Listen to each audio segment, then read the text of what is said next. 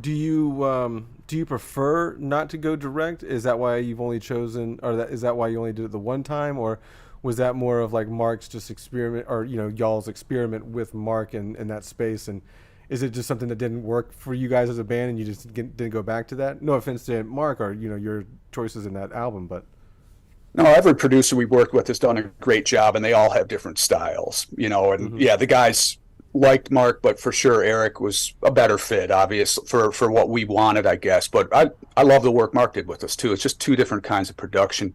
Um, but what I've learned since the early days, because when we first started going in, Scott Burns was our producer in the beginning, and I remember sometimes we'd be like, "Hey, let us do this, let us do that," and we're after time we learned, hey, let's stay out of the producer's way, because that's why we hired him to produce the album. Like, let's not try and let our own idea of what this should sound like get in the way of the professional that we hired to do that. So I do that with the bass stuff. I have, like I said, I have a great live rig that I love, and that one I am in charge of. Like, I put it together and I love it, and I will present it to each producer like, hey, this is what I use live. Do you think we can use it? And sometimes they can use it, sometimes they can use parts of it, or sometimes they want to completely use their own thing. mm, But I don't want to force my rig, my live rig, onto them and make them have to struggle with the album when they yeah, have some rig that they're so used to using that works so well for them.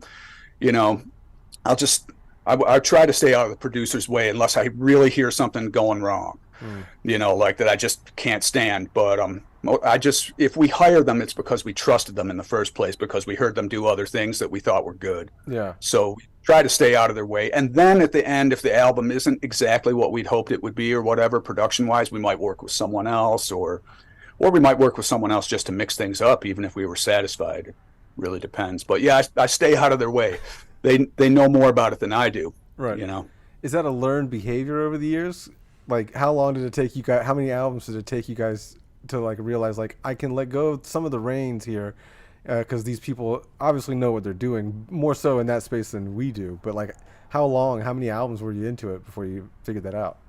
I mean, I mean, Scott Burns was always producing those first five albums, but I think that we were probably suggesting stuff that we wouldn't bother suggesting Mm, later on. Like, hey, look, let's try this, let's try that. It's like, hey, maybe let's just let Scott produce the album since he's the producer.